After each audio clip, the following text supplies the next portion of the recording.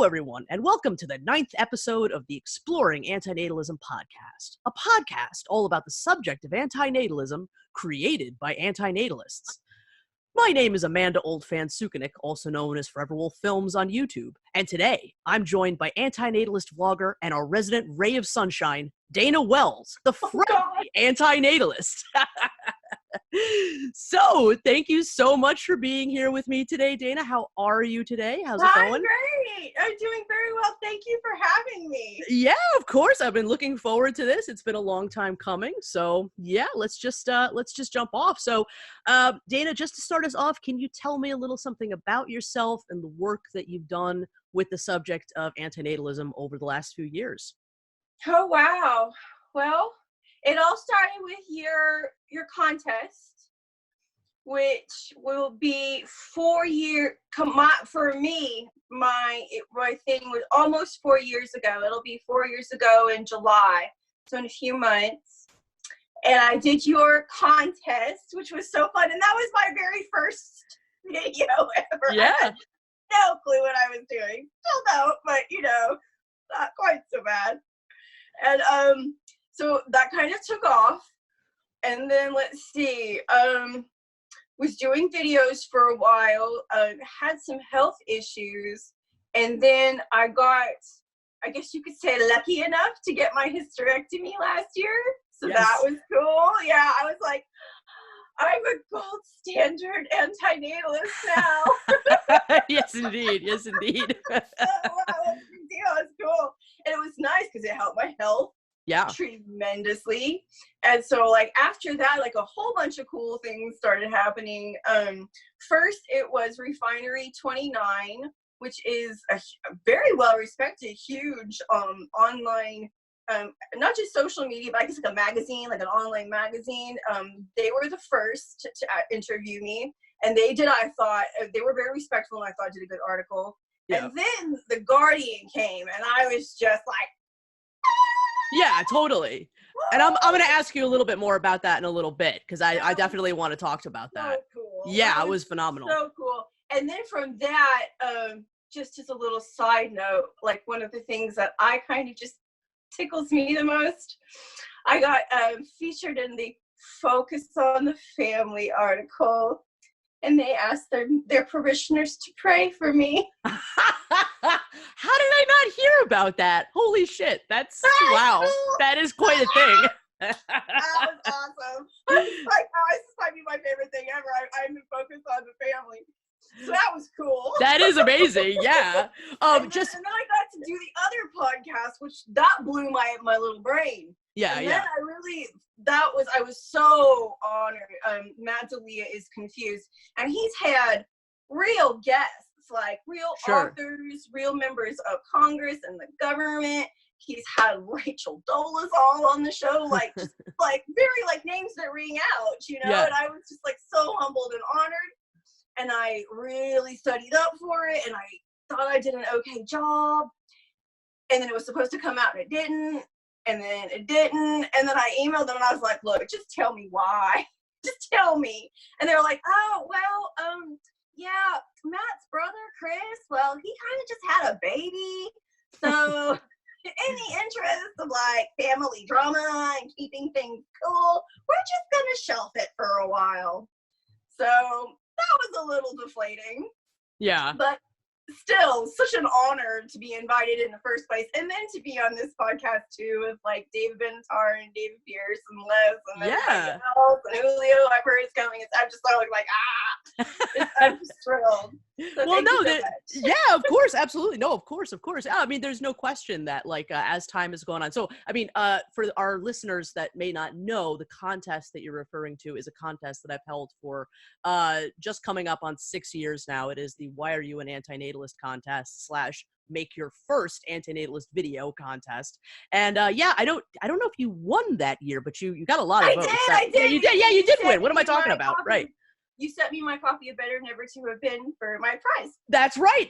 Oh, well, my memory is not what it used to be, but yes, that's true. Yeah, Yeah, I loved it too. So yeah, there's no doubt that as time has gone on, you know, you are progressing, becoming more and more of a spokesman for this, which has really been amazing to watch you do. Crazy, I know. Yeah, absolutely. So I mean, one of the many reasons why I've been, you know, sort of fascinated with your progress and your story is that you have a very unique background, the way that you came into this movement, because you, unlike a lot of antinatalists, have sort of one foot in the child-free world and one foot in the antinatalist world, which is quite rare. So can you tell me a little bit about how, you know, aside from the contest, like how you first entered the antinatalist world, the child-free world and the antinatalist world, whether they happened sort of simultaneously, and how you kind of, you know, manage those the tension of the opposites, but the very similar thing at the same time. Yeah. Well, it started off when, I would say, between 5 and 6 years ago. I'm adopted, and I was meeting one of my biological brothers for the second time, actually. So, because like the first meeting, everyone's all like polite and, you know, doesn't get too like intrusive. But the second meeting, they ask all sorts of questions, and questions that I've just never been asked before. Yeah. I know I have a small family and my small circle of close friends, and I guess I've just never really been interrogated or questioned before about why I don't have kids. Yeah. So that was kind of the first time it happened, and he was interesting because he was, you know, one subject to another, kind of no big deal. But when I told him I didn't have kids, I didn't want any, he kind of like perked up a little bit, and then all of a sudden, like all these questions kept coming, and I was just like, wow, this is a little different. Something's going on. Yeah. What is this? What is this? So it gave me a funny feeling afterwards, and I was like, because I felt unresolved, and I was like, I felt like I could have and should have handled it differently, but I was so, I guess, like taken aback or off guard and not used to it. I was just almost like a little like, well, I just don't want any, you know? Right. And so I started. I'm a dork, you know, and I'm a reader, and I love to read, and I love to research. I should have been a librarian. But, yeah. What I could and should have. Missed chances. That's what I did. I got on my library site, and I started looking about childless, and that's how I came across child-free. I think it was Jen Kirkman's book. I think it's called I Can Barely Take Care of Myself. She's a comedian, and this was published probably around 2010, 11, 12, quite a while ago. But that was one of the first books that like introduced me to the word child-free. Okay. And once I came across that word child-free, that was like the magic key that unlocked the door to this whole new world. Yeah. Yeah. And it was at that time, like around 2014, 15, 16, that things in the child-free world were really starting to take off. Yeah.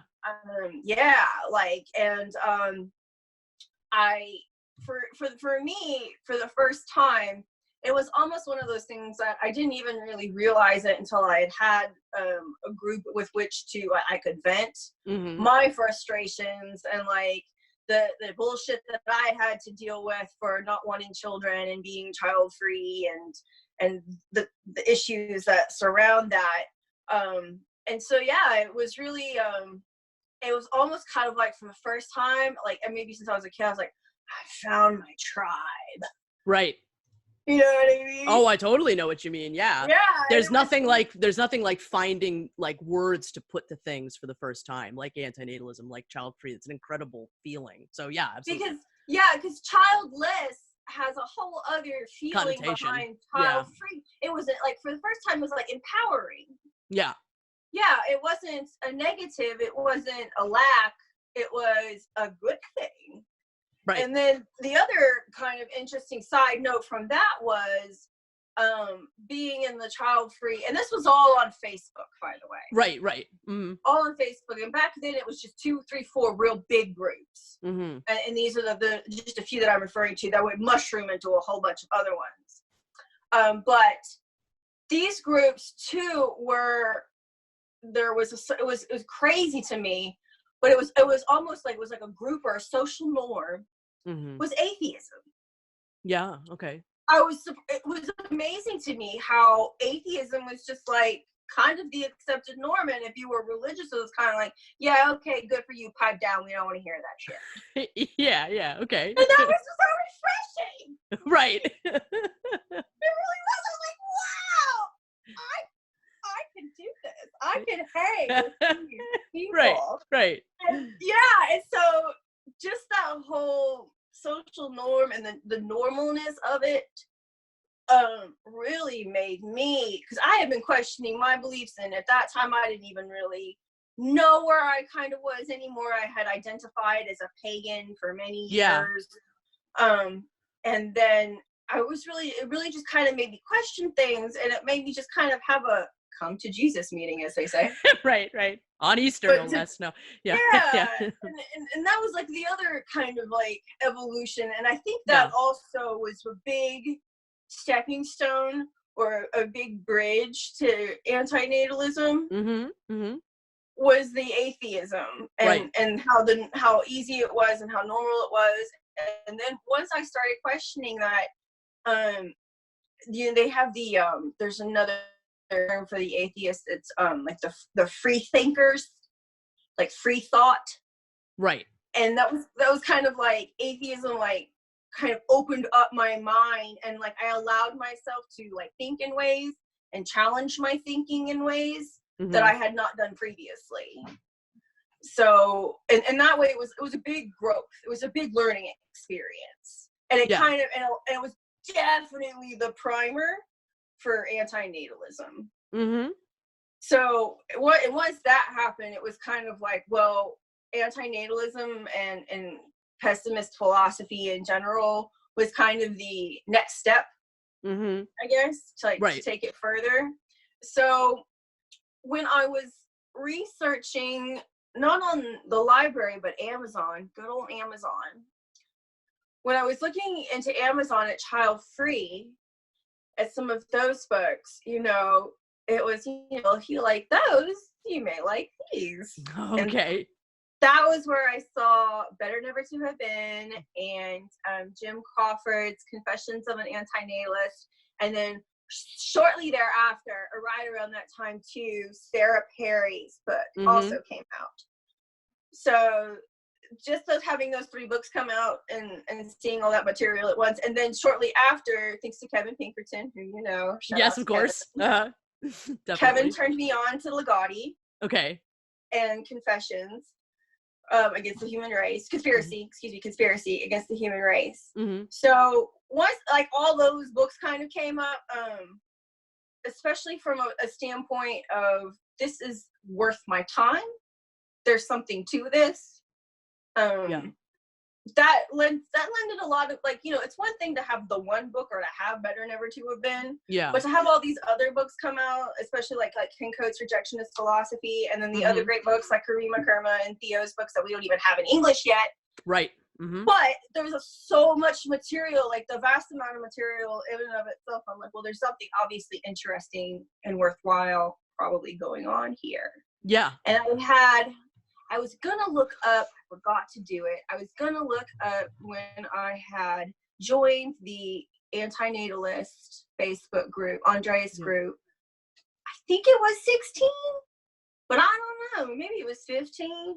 2015? Somewhere in there. Yeah. I think, but 5 years, but it was around 4 or 5 years ago. But yeah. So, and then I just started, kind of went from there. Yeah. And that's, especially, I have to give a shout out to the Facebook moderators, Andreas Moss and Michael Holbeck, because they've been doing it for a long time. Oh, ages. Yeah. They have, and it is a thankless, yes, unforgiving, ridiculously hard job. It is unpaid work that people do for the community, and especially as having seen other child-free communities come and go and still stick around, I just think they do a commendable job. Yeah, and absolutely. they don't get the recognition that they deserve. Absolutely. And they've had to deal with an unbelievable amount of bullshit. So there's no question about that. Yeah, I mean, as somebody that does take care of a lot of the other Facebook groups that are much smaller, I can't even fathom. Yeah, exactly. So no, that's an excellent history. I would like to ask just a little, because honestly, I really don't know, because I don't dip my toes into the child-free world as much as, frankly, I probably should at this point. But what are the Facebook groups like? I mean, you've given us a little window into their history, like, they were fairly small when you first, came to that part of the internet, and, there were only a few of them. Are there a lot more now? Gosh, there were 3 or 4 big ones. Okay. And they're still around: the public group, Child Free Chicks Confidential, Child Free by Choice. And there's one other one that has several thousand child free group that I'm forgetting. Those old ones, they're still around. But they have just blossomed into like every flavor under the sun. And that's a good thing, because some of the big groups, there is a level of what some would call child hate. Yes. Others would call parent hate. So I don't know. I like dead baby jokes, so I can take a level of like, poor taste, and I'm not easily offended. Some people are. And that was another reason why there was a mushroom of groups, because some of the tone, like some of the ones were like, well, we want, that's not the tone that we take here, and so different groups had different aspects of the child free part that they were into or they were about. Marsha Druitt, that's the other one. She's been around. Of course, Marsha's been around since the 70s. She was like the first child free woman on the 60 Minutes. Okay, sure. So yeah, her group's still around. She's still kicking, and her group has got several thousand. Yeah, nice. So she's probably, Marsha's probably like the pioneer. Okay, and she's still around. And there was recently, was it To Kid or Not to Kid? I think that I did the video on. That was a woman, Maxie, with a poor name, unfortunate name, Maxine Trump. But lovely woman. Right. Lovely woman. And it was her journey about whether or not to have kids. And she interviewed Marsha. And she also went to the Not Mom conference, which they had in Ohio. They did a couple of times. So yeah, and that was all that stuff just ballooned in like 15, 16, 17, 18. So and it was just cool to see that happen. And like some of my friends went to the conference, and a lot of it was nice to see women too. Like we just don't get to see in our society and entertainment. You don't get to see the happy, successful single woman or woman who's married without children, who doesn't want them, who has like, yes, there's the aunt stereotype, the fun-loving aunt, but that's such a, one-dimensional stereotype, and it goes, and not all of us are like that, not all of us are about being the aunt, and so it was just so nice to see older women be happy, successful, unapologetically child-free, no regrets. That's just, we don't get to see this in entertainment and pop culture. This is not a common female trope or characterization that is common. And so that was in and of itself just so empowering, and that's one of the reasons why there's so much like networking going on and socializing, because a lot of these women, we don't get to see our type anywhere else but in these tiny little groups. Right. Yeah, no, that's a good point. There's not as much representation, and your child-free movement is sort of building a new female archetype, in a sense, to use that word. I mean, I think that's very important. I mean, I am curious. I mean, is it getting more common for the child-free activism to find its way off of the internet? Now, I mean, obviously in our COVID-19 era, a lot of any kind of public activism is shot dead in the face at the minute. But I mean, is it becoming more common for things like conferences and on the subject and meetups? There were just the 2 conferences. Okay, I see. I don't know if she's got any more plans to do it. I know that she had an issue with sponsors, I think might have been. Okay. Maybe making enough money, maybe losing some money. I'm not sure. But people meeting as far as child-free groups have actually been happening since the 70s. Right, of course. Right. Yeah. Like Child Free Day has been around for a long time. Yeah. To kid or not to kid, kid free. There's been in Austin, I know they migrated to the Meetup platform, but I think the one that's been going out of Austin that's still going has been going since like the 90s. Okay. So, right. Yeah. So there That's was amazing. definitely like an off-internet grassroots movement that helped the internet help to congeal. I see. Mm-hmm. And then that makes sense. That has sprung off into just as many local meetups. Obviously, it depends on location. You know, if you're not near a big city or even a medium-sized town, it's hard. It's difficult because people are so spread out and scattered. But a lot of the meetups, you know, have produced friendships. I've met people from meetups, a local meetup that they had that's no longer going, but we're still friends on Facebook. And then I know tons of childhood people that have personally met up and, you know, gone to see each other. And it's very cool. Yeah, very, very cool. Very cool. That's awesome. It would be nice to see another conference. I don't know. I don't know. It would be nice. I don't know why they didn't do another one. I know what happened was it was probably a lot of work for her. I'm sure. And I don't know. Yeah, I don't know how much she was able to shoulder the burden, and that might have been burnout. Might have been an issue as well. But as we know, there's no point scheduling anything this year anyway. So yeah, I mean, unfortunately, this year is kind of written off. Nothing to cancel this year. It's already done. Yeah, exactly. I know that in one of your earliest videos, you mentioned that one of sort of your earliest formative experiences in the child-free groups was getting bingoed. And, you know, the lingo of the child-free world is very different than the lingo of the antinatalist world. So, you know, you did explain what it meant in the video, but for the sake of our listeners, what does bingoed mean and what sort of influence did that have on you? Well, the term bingo refers to, it's just another word really for being questioned or interrogated. It's what happens to us child-free people when people start asking us why we don't have kids. And the reason the term's bingo is like they're looking for the right answer. Like, bingo, that's why.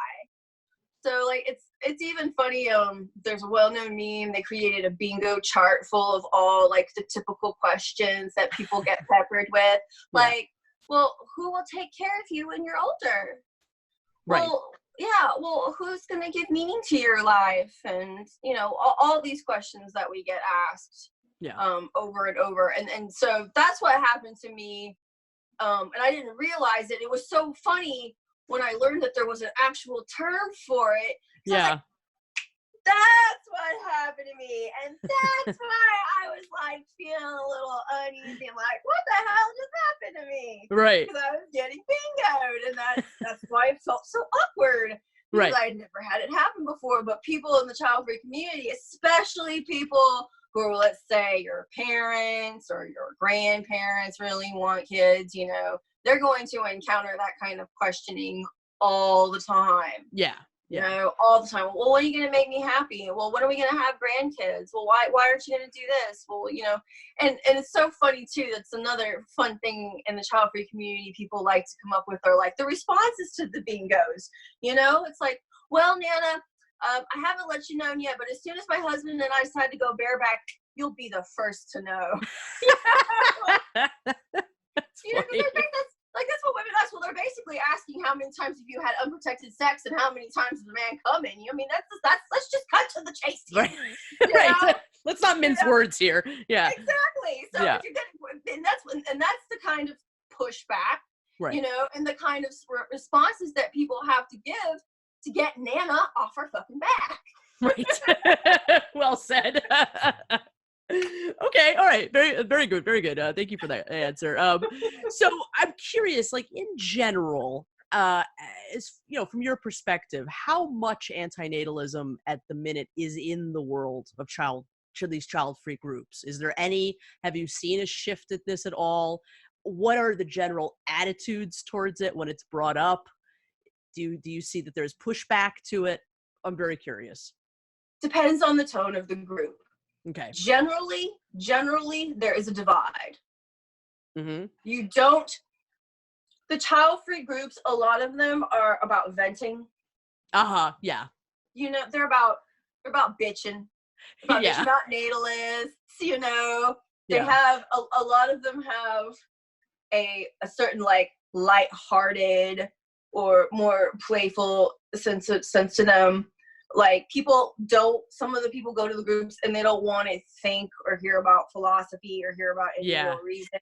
Yeah, they're there for the memes and the funny stories. Right. And yeah, it's a surface kind of level bit, and I get that. Yeah, sure. But occasionally, and it depends on too the type of group that you're in, how open. But there's no hostility towards it, I would say. Yeah. I would say. And you do get a lot of, I think, curiousness. Mm-hmm. But a lot of people, I think, they get a little maybe intimidated by the philosophy. Sure.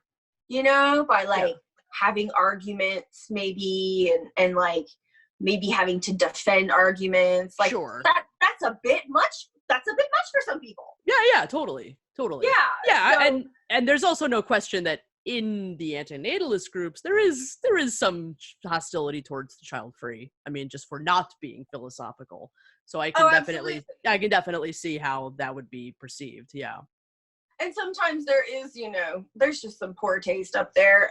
There's been some child-free groups that even I was like, okay. Yeah.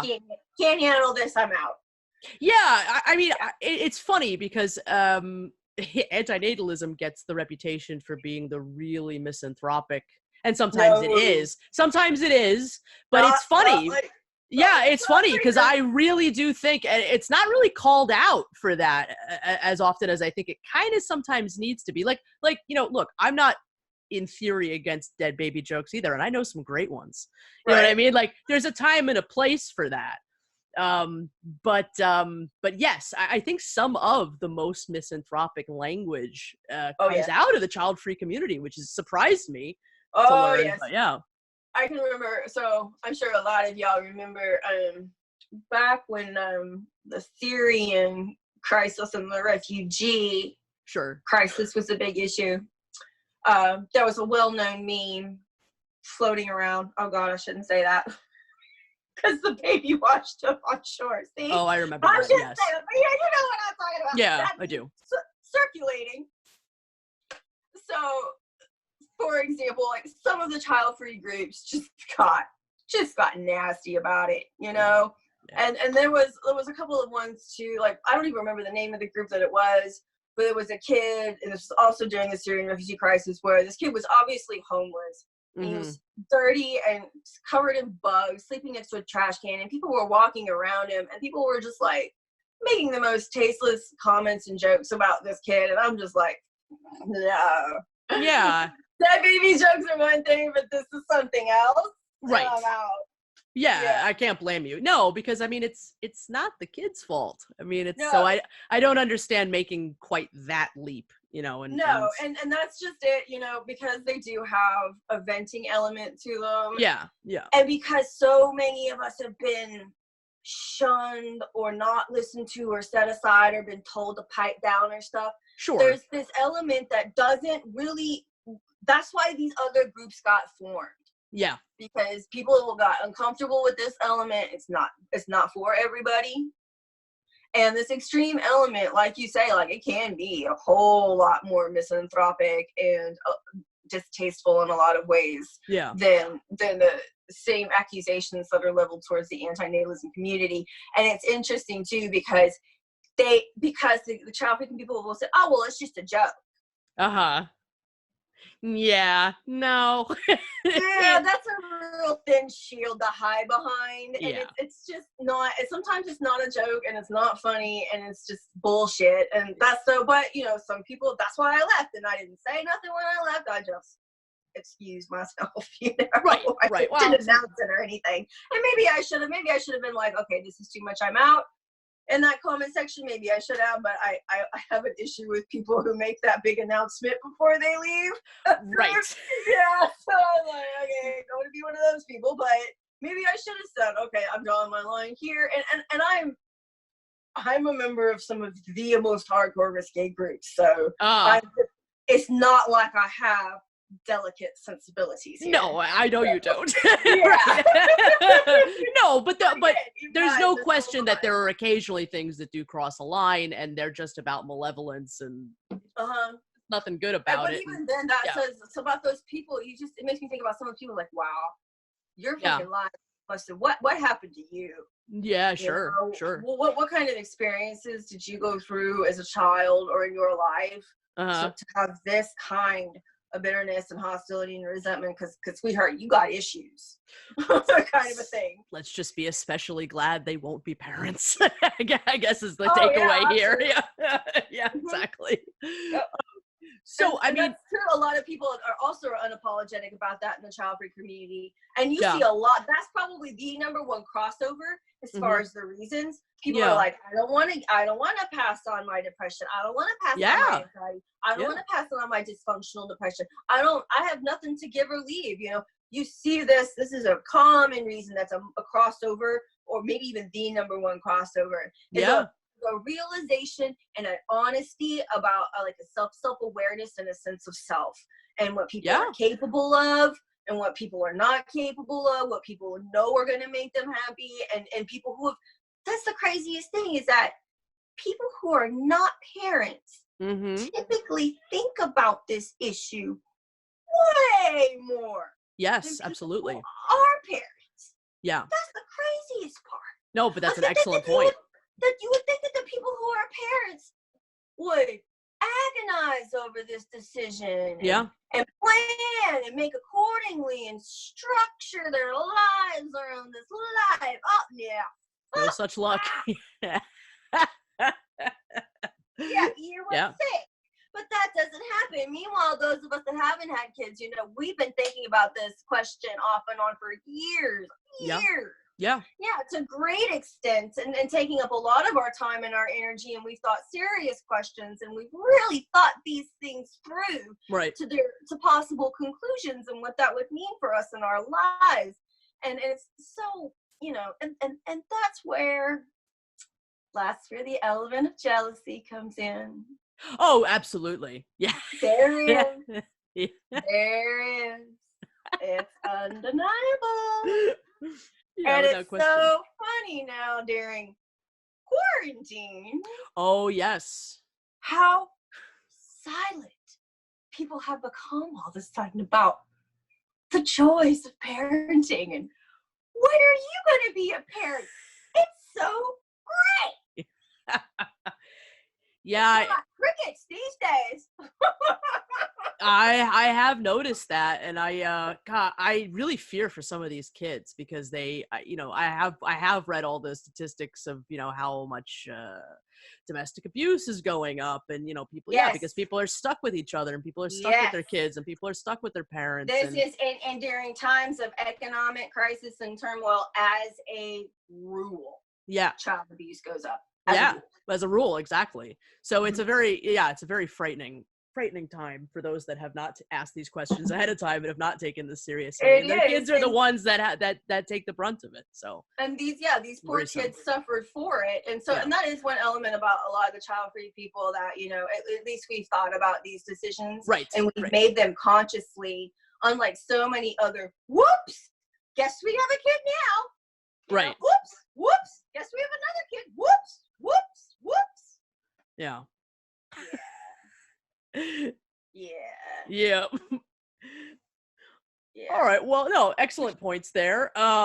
So much. I mean, we could just go over so much what you said already there. But another question I have is, like, you know, you are a ray of hope to me in some ways, because you are, again, somebody that has one foot, you know, in both worlds. So do you see the possibility from what you see from the child-free groups that there might be a chance of more people kind of making this crossover from the child-free world into antinatalism. Do you think that that's something that will become increasingly less rare, or no chance? It happened. Yeah. It happened because I remember in the Facebook group, there were almost no crossover views. Right. And I thought that was very interesting. And it was around 16, 17 where you started seeing some crossovers. And some of the funnier ones that are like lighthearted, that don't necessarily violate the spirit of antinatalism, because some of the child-free memes do violate the spirit of antinatalism, and they've been called out for that. But what happened was a little over a year ago now, when Raphael Samuel blew the lid. Right. Yes. That okay. changed things. That was when all of a sudden you saw a whole lot that changed the tone in the group. We saw, how many, you have to ask Andres, thousands of people, right? I mean, yes, without question. It was an influx of multiple thousands, huge. Yes, yeah. And with that came a shift. And that did bring a whole lot more of the child-free element to it. Okay, that's an excellent point. Okay, yeah. Definitely. Yeah. And there's been a noticeable effort on some, I think on Andreas and maybe Kirk and some of the other people to maybe call that out and rein it in a little bit. Being like, yeah, this may be funny, or yeah, this is cute and all, but this is not what antinatalism is about, and we're about compassion. We're not about making fun of children and who maybe are disabled or Right. So there's been an element of calling it out, and it'll be interesting to see in the future if they continue to go more this way, or if there's more of a separation. Right. Okay. It'll be interesting. I think that because both of these concepts are so relatively new in mass culture, that it's kind of like, like the whole forming, storming, norming concept that, we're figuring out a lot of the groups. And that's what happened when there was an explosion with the groups, is that people were trying to figure out like where they fit in with the community. I think that especially on Reddit, there's definitely a different tone on Reddit than there is on Facebook. People are intimidated by that tone on Reddit. So if we're going to try and like ensnare casual child-free people, or having like an allure or an attraction or something to offer these people, it's gotta not, we can't take it down the road of what's going down necessarily on Reddit and all the woe is me and all the I'm depressed and my parents suck and life sucks and that's not going to draw a good crowd necessarily. That makes sense. Sure. So there's like that PR issue a little bit. Okay. And maybe that will happen in time, that there will be another, milder, like more, this is the tone we take in our antinatalist group, and it's a compassionate tone, it's an empathetic tone, it's not one that ridicules pregnant women, it's not one that ridicules children, it's not one that punishes or makes fun or ridicules people for the conditions in their life, more sympathetic tone. And again, that's a whole like that tone is like a whole other separate issue, and that just goes to like moderation and what do people feel comfort censoring, and what are the tones of the admins, and I know and in that regard the antinatalism is so similar to the child free, and that we're all so used to not having a platform and not having a space where we can open up and be ourselves. There's a huge reluctance to silence people because of that, or to police people, or to maybe ask people to tone it down or sing things, because that's what we've encountered all our lives, and we don't want to recreate that in our space. But at the same time, it's necessary. There's got to be boundaries. There's got to be limits. So, and again, it's kind of like it's a give and take. Figuring it out. Right. And that will, again, have a lot to do with the leaders of the community and the child-free Facebook community too, and the kind of tone. But a lot of them, especially the big groups, they're in their camps, they're in their groups, and they're happy to stay there. Right, so. right. Okay. No, that's and the point about Raphael Samuel is such a great one. I mean, of course that did that. That kind of changed. It changed everything. Yeah. Yeah. I just incidentally bringing that up. I mean, Raphael Samuel is a part of a larger group called Child Free India. Have you been following Child Free India's activities? Yeah, here and there, and it's amazing. Wow. Yeah, I mean, they're incredible for a lot of reasons, but they also are really the first active, like, public group that has tried to, in some way, unify the four corners of the antinatal universe. It's child-free, it's antinatalism proper, it's vehement, and it's ephilism. Like, their members consist of people that represent all four of those groups. So yeah, that is really fascinating to see that work at all. It is. Yeah. It is. And I think in the future, as activists across the world, like, I'm hoping that they're kind of documenting their activities and and learning from their things, so they have, they can teach others and show others what does work and what does not work. Right. Because I think that they're probably on the forefront of doing so much and learning so much that there will be like an example and a leader for people around the world and groups around the world to move things forward, especially in places with high population concentrations like India. Yeah, exactly. Okay, very good. All right, so Dana, people are essentially addicted to producing new people. We know this. And it's the thing that people feel like they need to do in their lives. Their whole lives are geared towards it, to feel like they've accomplished something, like they, have earned the right to call themselves an adult or a person in the world. So in your opinion, how do we migrate people away from this addiction? How do people find other things in their lives to fill that void, in your opinion?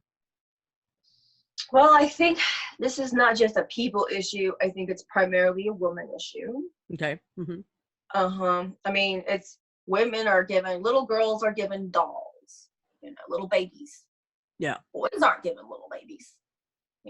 Boys are given Tonka trucks and construction worker stuff and doctors stuff. And so it begins in childhood. And it's, it's all about pronatalism. Yeah. It's all about pronatalism. It's all about the social positive reinforcement, the overwhelming, profound, positive social reinforcement that surrounds the cult of procreation. Right. And motherhood. Right. And motherhood, especially. It's interesting. A lot of this, just a real quick feminism 101 kind of thing. All this changed in the second wave of feminism in the 70s. And all of this changed with the advent of birth control. Mm-hmm. Because until that time, in the 60s and the 70s, women did not have a choice. Right. There was no choice involved. And so this is this obligatory role that women have been in basically the entirety of our evolution up until like a little blink. Right. That's what we're going against. Yes. The entirety of like this evolution and this cult that is built up around it for hundreds of thousands of years. I mean, right. That's a tall order, man. That's a lot. Yeah. Yes. And then especially, Sarah Perry talks about this, and this happened in a little bit in her book, Every Cradle is a Grave, and it happened primarily during the Industrial Revolution, when the real cult of motherhood began. Because all the chores and all the things, all of the women's work went to the factories. Right.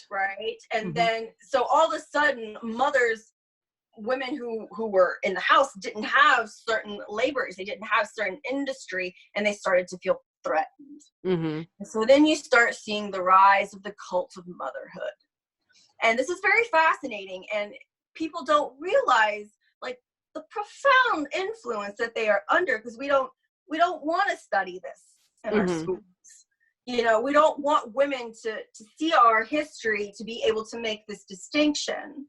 Right. And part of me, honestly, part of me is a little bit angry with those feminists of the second wave of the 60s and 70s, because y'all did not tell us how shitty y'all should have been telling these women how shitty it was. Yeah. How bad it was.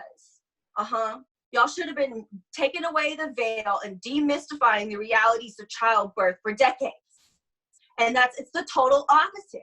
Especially these women are, all they see is this crap on TV, are these bullshit commercials of these, I'm so happy to be cleaning my house. I'm so happy with my crying, shitting baby. Oops, another breast to clean. Right. But that's what they see. Right. And they don't want to see the reality. They don't, because again, they've been given dolls since they were little kids. Yeah. No, this is a questioning of a role that's been instilled in them their entire lives. And a lot of these women, there's no alternative. There's just simply no alternative. Yeah. And they're not going to be the only woman in their family who doesn't have a kid if everybody else in their family is giving them negative reinforcement, is bingoing them. When you're going to do this? Well, think about how old you're going to be. Well, look at how old our kids are. Your kid's not going to have another kid to play with. Yeah. All this kind of shit. Yeah. You know, that women world over. Right. Every single effing day. Yeah. And that's what we're fighting against. Yeah. That whole, No, it's an excellent answer. Yeah. So it's a lot. And it's a lot of work to do. It is. And it's been going on since the 60s and 70s and since the second wave of feminism. But, third wave feminism, quite frankly, has dropped the ball on that in a big, big way. Okay. And feminism now, especially as related to antinatalism, is a mess. Yeah, I do have a question about that a little later from now. I want to get into that just a little bit, but yes, I agree. I agree. We'll hold off on that just for the right now, but we'll definitely get to that in a bit. So, but excellent answer. So I'm one of the I seem to be a minority in that I really think it's very important for anti-procreative people of some description or another to be in the lives of children. Because I think we often are we may very well be the only window into a different kind of way of living life, they may have. So what are your feelings about that? I mean, I like children. I don't think I don't know if you also like them or can stand being around them. I mean, antinatalists of all different descriptions feel differently about this, but what are your general feelings about that? Well, children are a reflection of their parents. Yeah. First definitely. And foremost. Yeah. My mom's big on this. So my mom, she's got a kid thing. Yeah. Like women do.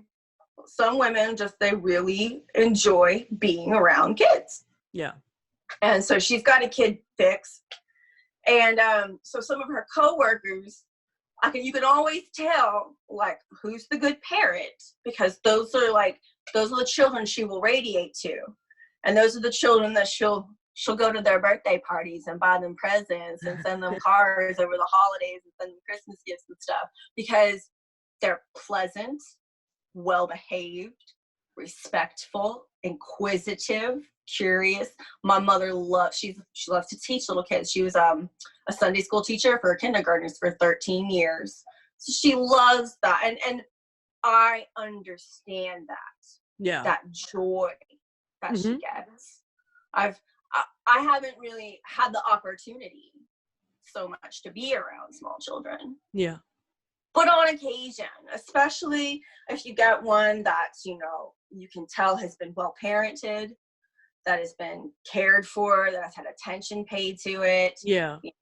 That they're easy to be around. Yeah. Definitely. Then yeah, it can be a very rewarding experience. Personally, I think where if you're going to be involved in the lives of children, then what they really need it is like their teenage years. Yeah, absolutely. And it would be so nice, like if maybe like a big brother, big sister kind of thing. Yeah. Or, maybe, if antinatalists could branch out and reach out in that sort of way, and just lead quietly by example, without pushing anything or saying anything, because when you're involved in a child's life and you pay attention to them, they will pay attention to you. Right. If you ask them questions about them and get to know them, they're going to want to get to know you too. Right. Yeah. And so just being quiet and waiting for those questions and leading by example, I mean, that can change a kid's life. Absolutely. It can. Absolutely. So I get that. I wish that, like with my mom, for example, I'm adopted. Yes. So, my mom had her kid fix, but when I got old, she didn't have her kid fix anymore. Yeah. So she volunteered. Mm-hmm. And I really wish, and I think that's so much, in so many ways, that can be so much more rewarding. And ultimately, without a doubt, it's more selfless. Mm-hmm. Yes, absolutely. And I think that kind of behavior, on TLC. Yeah. I can't say anything because I watch shows. I can't say anything because I do watch that. I can't say. I do too. But on TLC, we reward breeders. We reward people with these shows that have child after 4, 5, 6, 10, 12, 15, 16 fucking kids. We give these people shows. Yeah. Even though we know one of the kids is molesting his sisters. Oh no, we give these people shows. Right. But don't give the show to the 2 lesbians that fosters kids and takes kids out of the system and has been doing that for a couple of decades. No, we don't give those 2 people a shot. Those selfless people. That's not the behavior that we're rewarding or encouraging in our society now. Yeah. When that's what we should be doing. Absolutely. So, and that's again, it's just the whole cult of pronatalism. Mm-hmm. Uh-huh. And it's also a reflection that foster kids or adopted kids or kids that have been in the system are broken and not worth it. Right. Which is a disgusting idea that keeps perpetuating. I mean, yeah. So thank you for that answer. And so much good stuff in there. So I'm very curious what you think you feel to be the strongest arguments for antinatalism are. Well, Benatar said in his interview on their podcast that he said, one argument I don't think in and of itself is necessarily strong enough. It's a combination of the arguments. And I agree with that. A lot of people are philanthropic in their concern about the suffering that others will experience. Mm-hmm. On the misanthropic side, for me, that to me is almost like even more scary, because like if I were to have a child, the way I look at it is I'm going to either have a victim, a prey, or I'm going to have a predator, a criminal. Yeah. And see, again, a lot of parents, they don't think about these kinds of things. Yeah. But people do bad things. And I don't want to bring somebody into this world. I don't be responsible for the badness that somebody may create. The goodness is all well and fine. And yes, I'm scared of their suffering, and I'm very, very concerned about that. But I'm also really, really concerned about the evil that they can do. And not even necessarily intentionally, but maybe there's somebody like me who I'm a meat eater, and I try not to eat pork, and I try to be ethical, and I try to moderate my consumption and do the best I can. But I'm still causing suffering. Mm-hmm.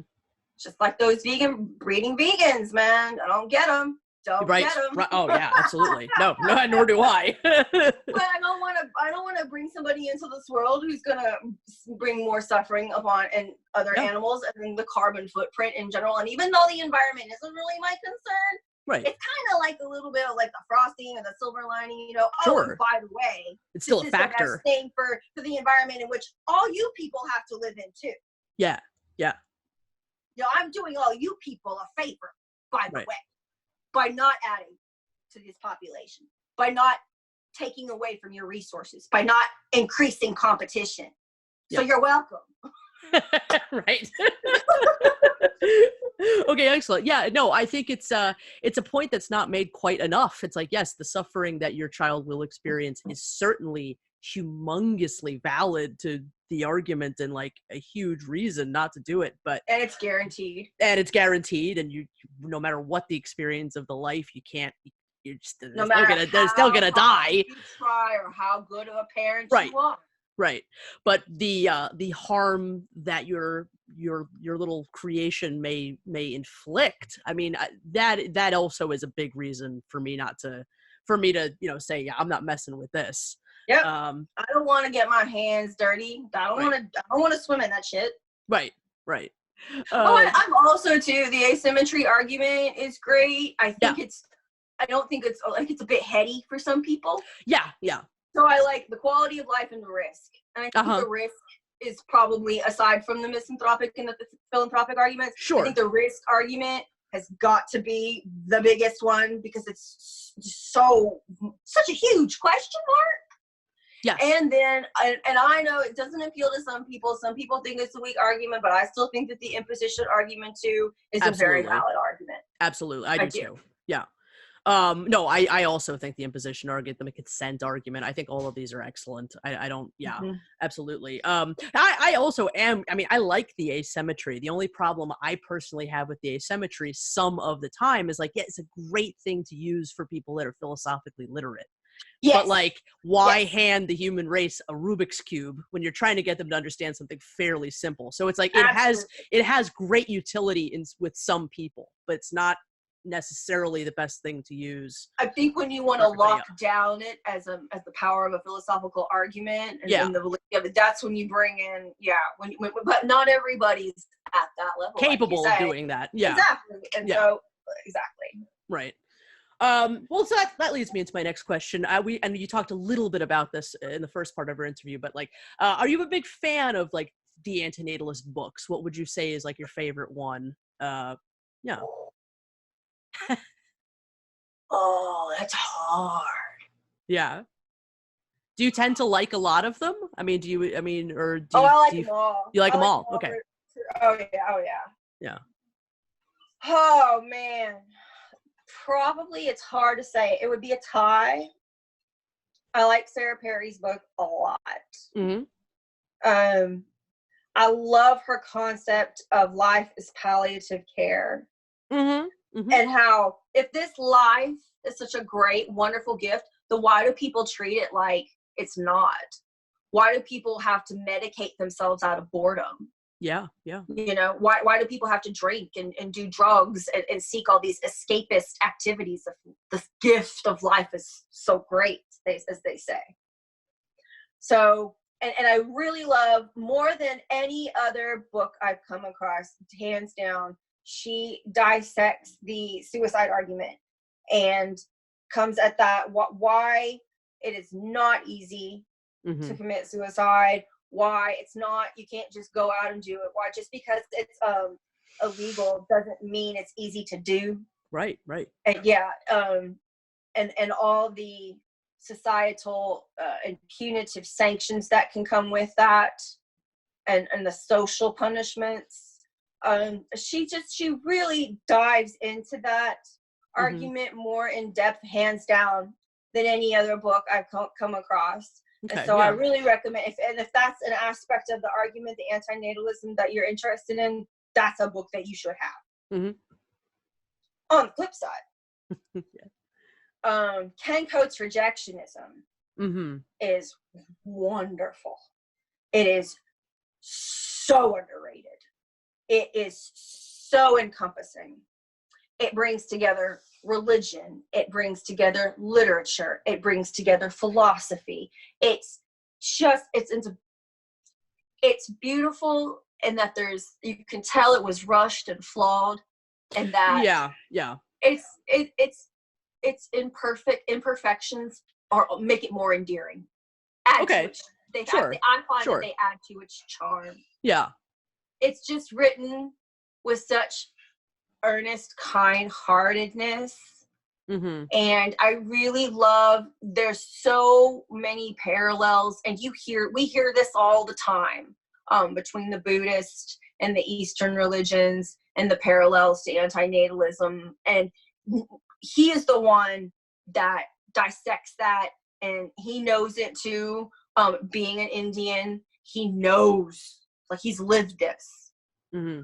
So, and as somebody who studied and who was into the whole, when I was into my, woo and yeah, I know. I know in one of your videos you say you went through the wonderful world of woo. A long journey through that. Yeah, I got real into Hinduism too, and as somebody who studied it, I think even if you just want to understand it, it's so well written and easy to accessible to understand, and it seems to be given short shrift.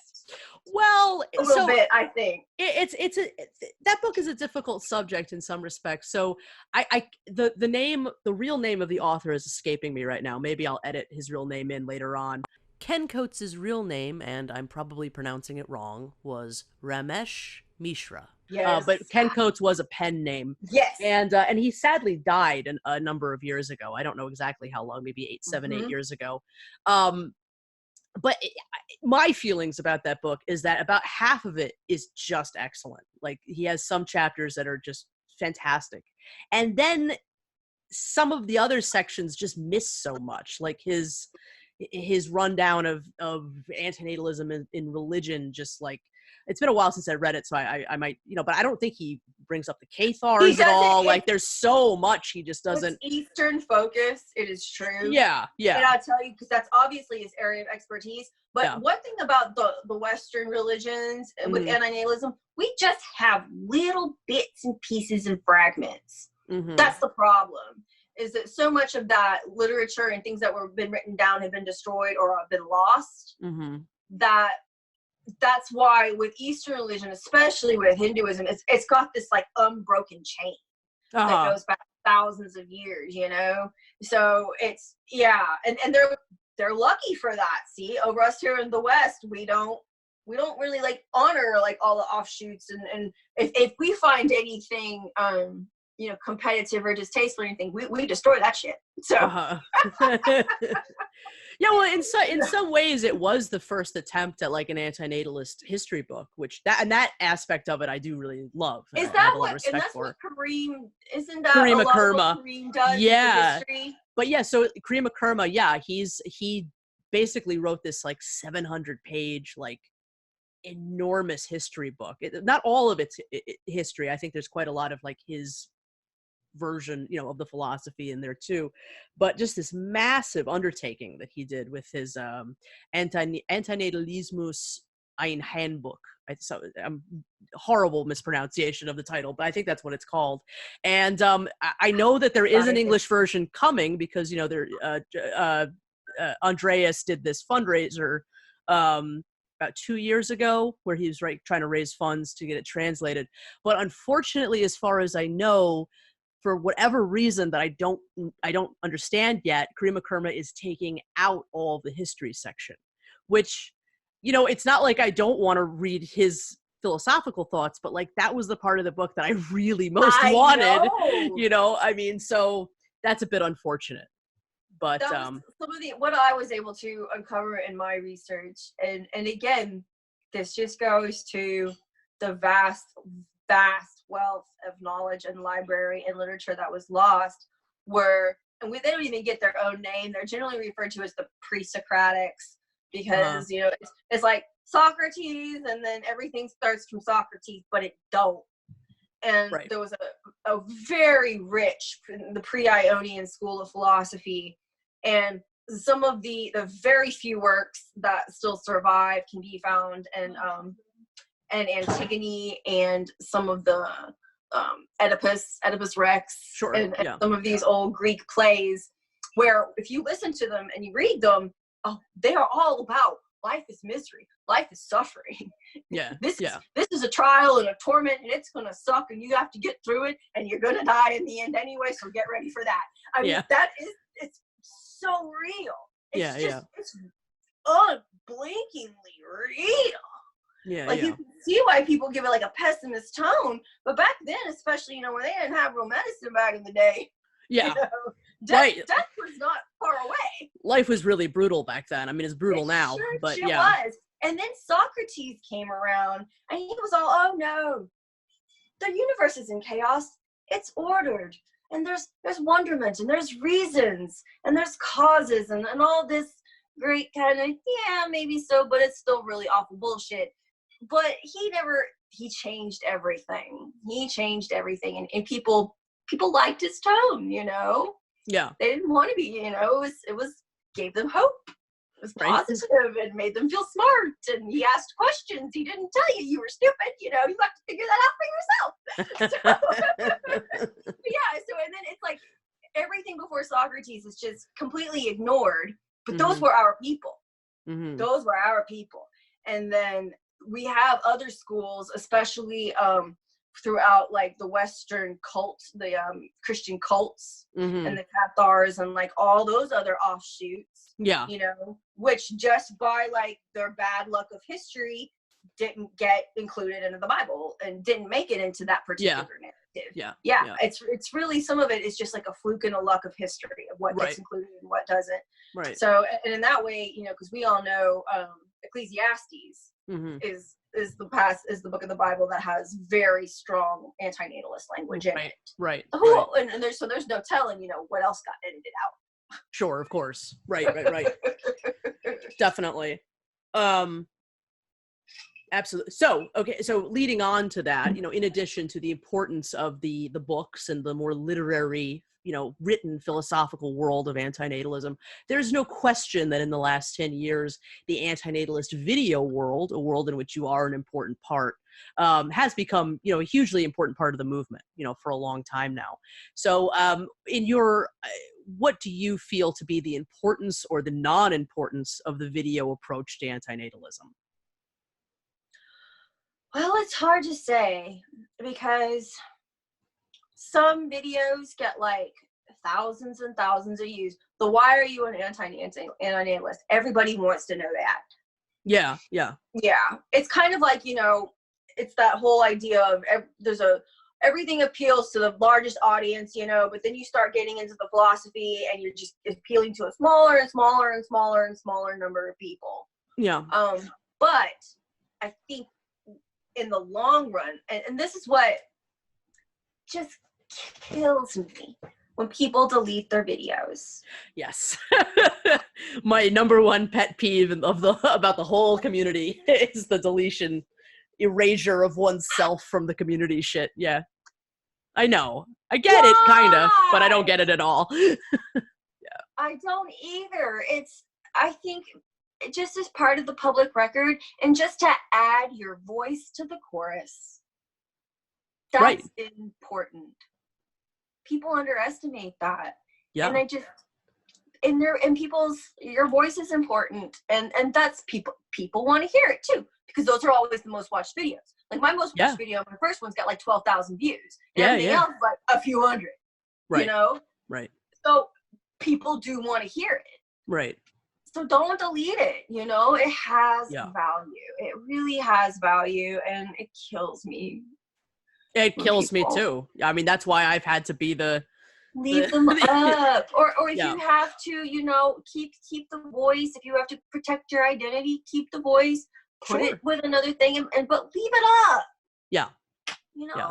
Please leave it up, people. It's a very interesting sort of psychological trait that keeps repeating from antinatalist to antinatalist, where it's like they show up, they're so excited, they produce content, and then they get scared, and then they leave, and then they come back, and then they leave, and they erase, and then they make more, and then they erase, and then they leave, and then they come, and it's like, I don't know why that keeps happening. I get that it's a frightening subject to lend your voice to. I totally understand that.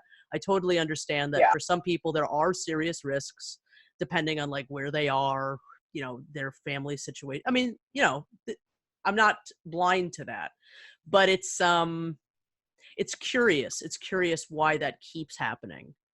All I can think of is that, you know, sometimes really inflammatory, crazy shit gets said. Sure.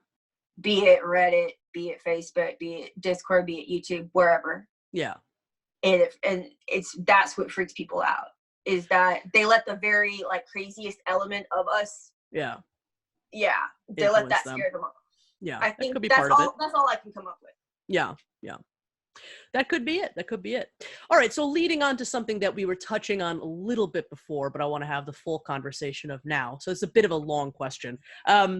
What do you feel to be the state of gender politics in the antinatalist community currently? I think it's safe to say that women are kind of a new thing in antinatalism, really. Like it kind of was a boys' club for a long, long time. It's really only been in the last 10 years that, honestly, it's not just women. It's so many different types of voices, so many different types of people have a say in this philosophy. For the first time, but women obviously are an enormous, hugely important part of that. So what is it like being a woman in the antinatalist community? Well, you know, there's misogyny. Yeah. Yeah. It's not as lonely or unusual now as it was just a few years ago. Yeah. So that seems encouraging. I feel like there's a lot more female voices being posted in comments in the Facebook group, especially compared to back in the day, 5, 6, 7, 8 years ago. Yeah. Of course, it's harder to tell with the Reddit. Yes. Yeah. We're all sort of androgynous on Reddit. Right? It does. Yeah. Yeah. Right. And it's weird too, because you would think that because of the element of anonymity on Reddit, that's where you would see some of the most like vitriolic, misogynistic shit. Mm-hmm. But it's not. In my experience, it's Facebook. It's Facebook. Yeah, I agree. It's Facebook. Yeah. That's where you see the craziest shit, hands down. Yeah. So a lot of this too just coincides with the last few years have been the rise of the MGTOW movement, and then also the incel element. Yeah. And it will always be there. I hate to say this. People might think I'm being pessimistic, but it's always going to be there. Yeah. There will always be assholes that co-opt this philosophy for their personal agenda because they hate women. It's always going to be there. Well, not only is it's getting louder too. I mean, there's no question. And again, I feel like more probably because you see the incels seem to be more, and like the whole nice guy neckbeard thing. Yeah. They seem to be a little bit more vocal. Mm-hmm. in it than some of the other, I guess, like the MGTOW element seems to calm down and maybe like tone it down a little bit. But yeah, like just the other day in the philosophy, the antinatalist philosophy discussion group, mm-hmm. you know, there was a post about how women we can't, if our sexuality must be controlled, because if it isn't controlled, then we get the state of the world that we're in today. It's just shit like that, you know? Yeah. And it's so funny because, you know, that's like okay, and like people get jumped on, but you know, what once a woman says something kind of on the opposite side, how men oppress women and it's men who are actually why do you gotta bring I could just say things like that. Yeah. The outrage is pretty right. Mm-hmm. There's a disconnect, and I don't know, honestly, it kind of reeks a little bit of like privileged white Western first world problems.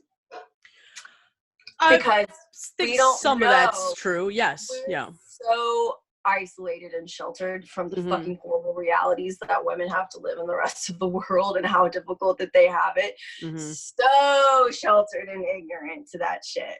Yeah.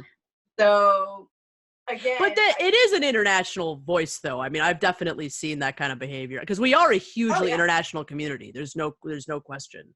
Absolutely. But yes, I don't know. I don't like. I just then there's like the racist element too. Yeah, which is very interesting. Yeah. And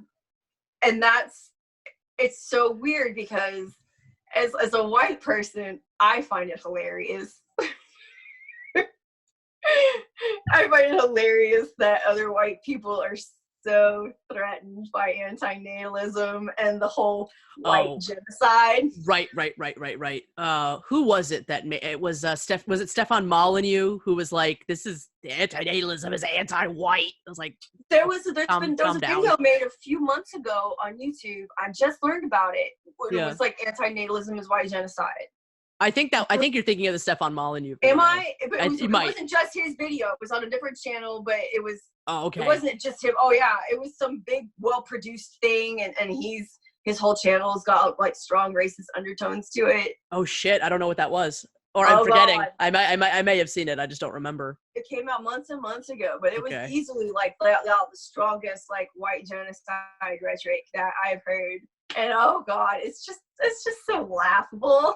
It really is. Yeah. Especially considering that we're not even the biggest group. The Arabic group's got us like outnumbered by like 2 or 3 times, you know? Oh yeah, it's I think the last time I looked it was just over 70,000. Wow. And now there's one in Brazil that's got over 100,000. Holy shit. Yeah. So there you go. There you go. Yeah. Well, I mean, jumping off from that, I think I've long suspected that antinatalism does have a huge future in feminist circles as a topic within feminism. And it's something that I've been very excited about and also terrified for, because I do really worry about the ways that it's going to be misinterpreted and sort of misjudged in those circles. And I can see how that can easily happen. You know, some of that for good reason. And it's happened a little. I know it's not completely not happened yet, but there's not been that explosion. And I feel like there's a potential for an explosion when the two communities kind of cross. Maybe. And I do wonder what your thoughts are about what you think might happen when that happens. The camps are so firmly delineated. Yeah. A lot of women like to consider themselves radical feminists, but they're really not. Yeah. They have a radical position on certain issues, but and for that they like to think of themselves as radical feminists. Yeah. But they're not at all. So a lot of this has to do, I think, with just lack of just ignorance, lack of education. Sure. And then women they're not, they take it as a threat. Yeah. It's so threatening. Yeah. And it's so hard not to be the bad guy and not to be ganged up on or dogpiled or just simply booted without reason. Yeah. Just goodbye. Yeah. Oh, that happens all the time. Yeah. I'm in a secret radical feminist antinatalist group. Mm-hmm. And we've had to go through a couple of different reincarnations because even though we're secret and we had, I think at one point between 70 and 80 people, even then we got a mole. Uh-huh.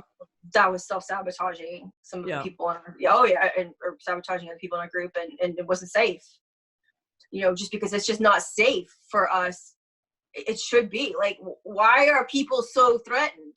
Why do people have to go and make it their mission to get in our groups and get into our lives, and why are they so threatened by this?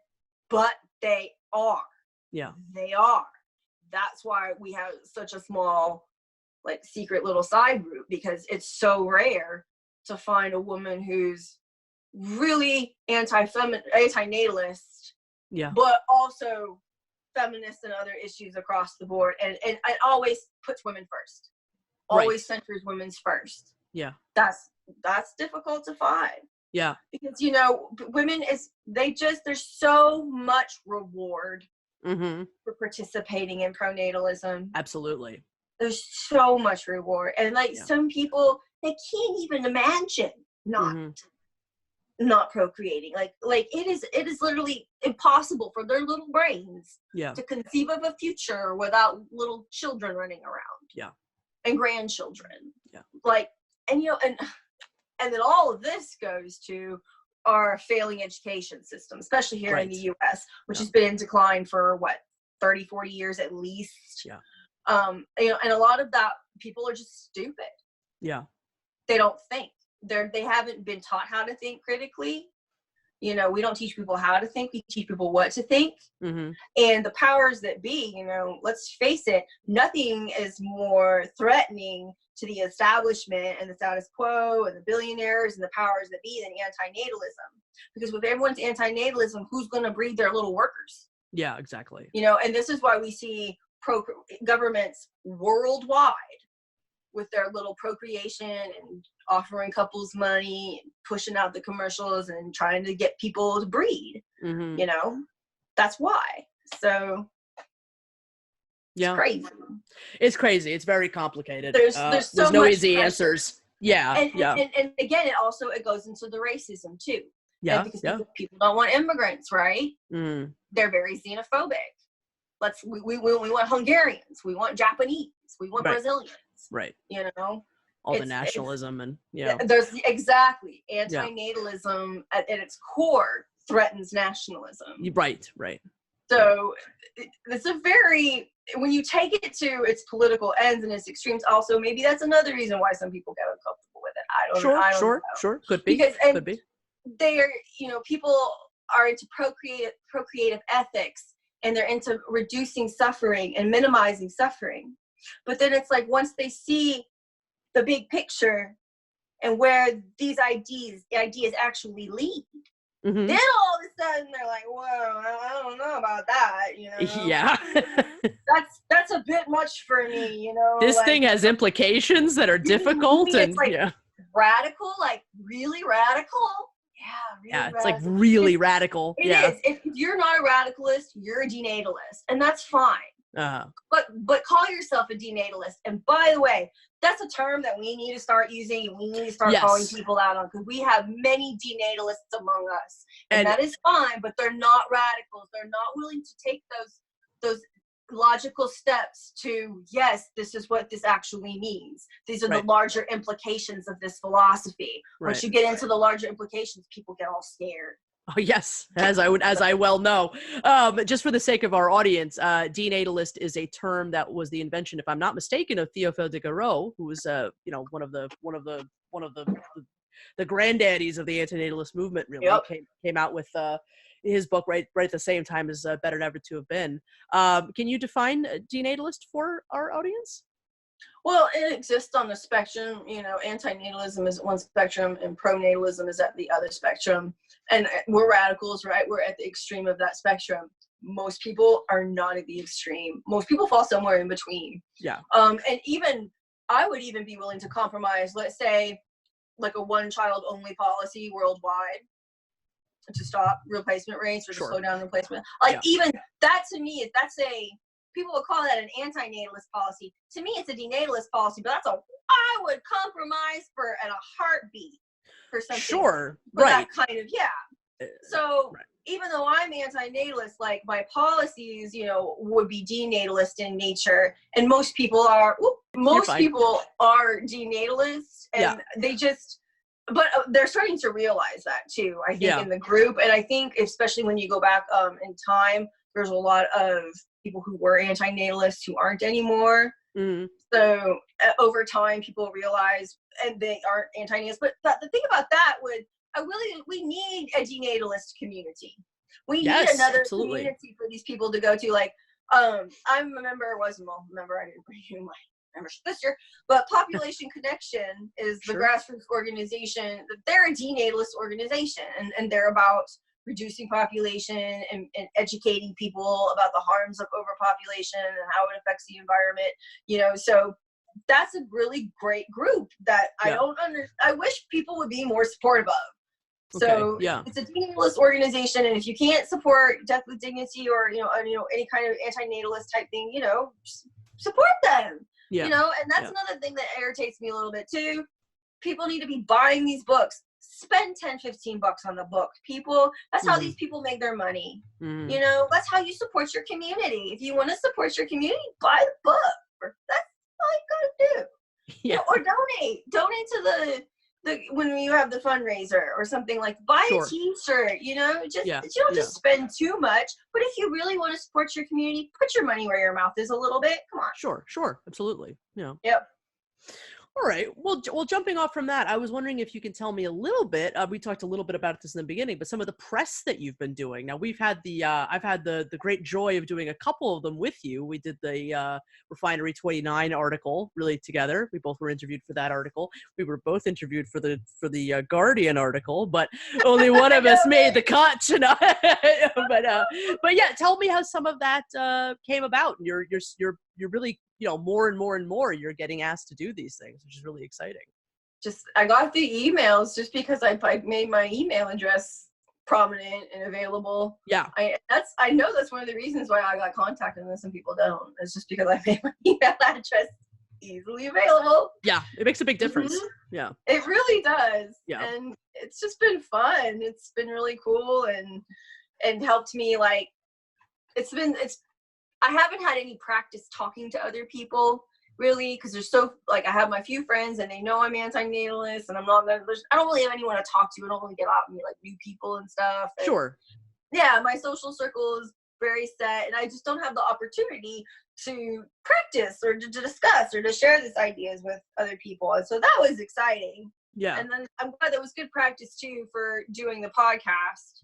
So it's just been really validating, and it's been super exciting, and I'm really, I don't know, I feel very, very lucky. And I feel like, especially like Mark Maharaj got interviewed, and our friend Kirk Waller got interviewed, and some other well-known interviews, antinatalists have been interviewed. So it's just really nice to be like among that group of people, and hell yeah, super honor. And may it continue. Yeah. It has every potential to. On sad days or days when I'm not feeling so good, it's a good little like thing to hold on to and be like, keep doing it, stick with it. Yeah, it does. It does make a big difference to get that little piece of, something. Validation. It's something. Validation. Yeah, that's the word I'm looking for. Exactly. Okay, well, yes. So I wanted to just briefly touch on the fact that, like, I love that you make all this effort to, like, find these little whispers of child freeness or antinatalistness from the past. So I love the episode that you did on this episode of All of the Family, which was a great find. Yeah, it was a great find. Or like the vintage I don't know. I'm sorry, I don't remember exactly what the vintage gender roles, like those images of like what a woman with a child looks like as opposed to one, without, and all of these things. I mean, I just was curious, do you actively still go out and try to find these links? And I think there's a great amount of scholarship to be done there, really. Like, there's a whole history to be charted accurately. Yeah, I'm a nerd and I like to research and I love finding things. And when I can find little bits of information, it's like going on like a treasure hunt. Yeah, and when you find it, you're like, look what I found! Yeah, so it's so rewarding, and there's so much of it to be found too. Yeah. That I've just recently, I did a little bit of a video on Emma Goldstein, but wrong name. I forget Emma, but anyway. But she did a lot of really strongly, heavily I can't speak now. That's all right. She did a lot of strong antinatalist speeches when she was advocating for birth control back in the late 1800s. So it's so interesting too, going back, how the politics, like how the left and Emma, she was an anarchist and she's a radical, and how like the radicals were the first ones to bring in birth control, and even though they were doing it for the masses to, you know, reduce, they were still of that radical philosophy, and their ultimate aim and their ultimate goals were very radical in nature. Yeah. So, and then if you go to the opposite end of that, like for the pronatalists, during World War II, during the Nazi regime, I'm going to do a video on this too. Oh, okay, cool. Yeah. About the Lebensborn and how they were breeding the master race. Yeah. You know, and so you have the fascists on one end, like the extreme right, you know, with these very pronatalist, racist breeding programs, and on the far extreme left, you have this political connection with the birth control and with the antinatalism and their policies and their promotion, and it's just really interesting, exciting stuff that I find it fun, you know. Yeah, definitely. Going down to the library sometimes and doing some like deep research. It's just, I'm a dork, so. No, I mean, we need that kind of investigation. So I think all that's very, very valuable.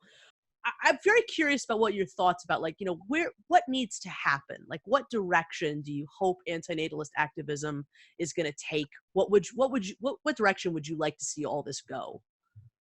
Well, in my wildest dreams, there's a nonprofit that raises money, that challenges legislation. I want to make it so everyone can get sterilized without any questions asked on the government dime. That would be my ultimate goal. Yeah. Would be to make sterilization available to the masses. And also too, just to make even just birth control reforms, get birth control covered by insurance, things like that. It involves an intense amount of organization, an intense amount of dedication, and it requires probably a larger grassroots effort than we currently have. That's like my wildest dream type stuff, you know. Yeah. But in the short term, you know, there's other programs, Project Prevention. She's out of North Carolina, where she actively pays drug addicts to get sterilized. You know, that's already going. There's no reason why we can't be supporting that. Yeah. But it's just it takes time. It takes leadership. It takes dedication. It takes passion. Activism is hard. Yeah, it is. It's hard. You have to really like get a lot out of it, and it has to be very personally rewarding to continue to do, because it can be very thankless, and you know, you can devote intense amount of time and money and energy and effort, and sometimes then these things still don't work out, or they still don't come to fruition like you want, and it's a risk. Yeah. So I mean, for other, I mean, I'm in it because, you know, I'm adopted, because I'm a woman, because I take these things seriously, because, you know, because I have had abortions and I was able to get them when I was a teenager. You know, I have very personal reasons to be in this fight. Yeah. You know, so not everybody has that. Mm-hmm. So, but I'm hoping that, especially as things continue to get worse. Yeah. And they do seem to continue to be getting worse. Yeah, they sure do. Like, unfortunately, that's what it takes for people to get up off their asses and to do things and to take action. Yeah. So, and then again, maybe in some other countries, but not here in the U.S., we don't really have a political outlet for that right now. Yeah. You know, Bernie's out. Let's face it, Bernie was our man. Yeah. So we're out. We're kind of like without a voice politically. So it's a shitty time right now. Yeah, it is. It's kind of like dark. It's kind of like dark days, dark times right now, especially. Yeah. There's no question. Yeah, I mean, excellent answer. I mean, I do think, like, you know, you have brought up this idea in the past of, like, you know, we should really be starting a fund so that if people need to be sterilized, if they need to get vasectomies, like, we should be able to help, you know, our community out that way. And I love that idea. It's not an easy idea to do. It's not, I mean, it's, you know, I'm not making light of that at all. But I can dream, damn it. Oh, absolutely. I'm dreaming along with you. I think it's an excellent idea. If there's some way in the future we can make that happen, let's do it. Exactly. So yeah, absolutely. But like in the short term, you know, I know people, I think like reading groups would be great, book study groups. maybe lending libraries or something, or just like thinking small like that, you know, or just getting people to talk about it and getting people more comfortable with it. And yeah, like I don't really know in the short term right now, there's not a whole lot more, I don't think, to be done, because like, you know, 2020 is practically done. Yeah, exactly. Don't know, yeah, don't Canceled. nobody want to go outside. Right. What are we gonna do this year? I don't know. Exactly. Well, Dana, can you tell me, you know, we're almost towards the end here, but I mean, can you tell me sort of like what's up and coming for your channel? Like, what videos do you, you talked a little bit about this previously, but you know, what can we expect from you in the near future? Oh goodness. Well, I have that one on the Lebensborn. I'm going to continue. I really like pronatalism. I really like challenging pronatalism, exposing pronatalism. I find that very fun. I'm going to do some more stuff about some of the historical stuff a little bit. I found some really fun stuff that I haven't shared yet about that. Some cool stuff. And I'll definitely, I mean, I'm always going to be a reader. So I think there's a lot of issues that I would like to talk about out of the books that I've read that I haven't even gotten to yet, like conspiracy theory or conspiracy against the human race. Yeah. I need to get that indexed, because that's not indexed either, which is irritating. Oh yeah, that was a great project that you did. Yeah, I need to indexing better. Yes. Yeah, I need to do it with his book, because it's not done, which should be. Especially for reference purposes. Yeah. And I would like to, there's a couple of argument fallacies that I want to do, like common ones that I want to do a couple of videos about. And then also maybe talk a little bit more about some of the other philosophers that we don't talk about a whole lot, like Zappa or Zappa, however you want. I think it's Potato Zap. Potato. Yeah. I like Zappa. Yeah. It sounds like Zappa. I don't know. Yeah. I like Zap and Ciaron and some of the other like ones that we don't get to talk about. I would definitely, those two in particular. Okay. I'm gonna do some more reading about and sharing some of their stuff, and yeah, just the same old dorky stuff. I love it. Is the index that you made for Every Cradle is a Grape, is that on your website? Where can people go find it's that? on my links. Under my links. Yep. All right. I have some other free stuff there too that I've been talking about in some of my videos. So all kinds, and then links to some articles, and then I got links to some vlogs, and I need to update my blog list. But yeah, a lot of links on that site. You know, the one thing I wanted to talk about was I was in a phone call at my work, and how my boss, she was talking about how I should have talked about this earlier. How all y'all with, you know, she didn't say y'all with kids. She said, I hope everyone's doing well with their kids and stuff like that. And I was just, it irritated me, because I was like, she didn't even qualify that. She didn't even say those of you who have kids, or if you have kids. It's just that assumption. Yeah. It makes me feel invisible. And it should be like, my cats are fine, thank you. Exactly. Yeah. Exactly. Yeah, no, I hate that. I hate that assumption. It's disgusting. Yeah, it's amazing how politically correct our job is. When we were doing training, they even like said things about like religion and don't pick on the atheists and this, that, and the other. And we're super corporate. We worked the day after Thanksgiving. Yeah. We worked the day after Christmas. They give us no breaks, right? But they threw a baby shower. And one of our coworkers was present. Mm-hmm. They stopped everything to throw her a baby shower.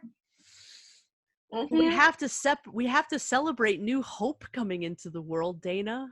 That's everything can get put on hold for that. I was like, how can any of y'all celebrate anything with the money that we make? I'd be depressed as hell. I'm like, damn, bro, I hope you got another job to be working, because I know with the money we make, you ain't gonna afford no kids. Oh, damn.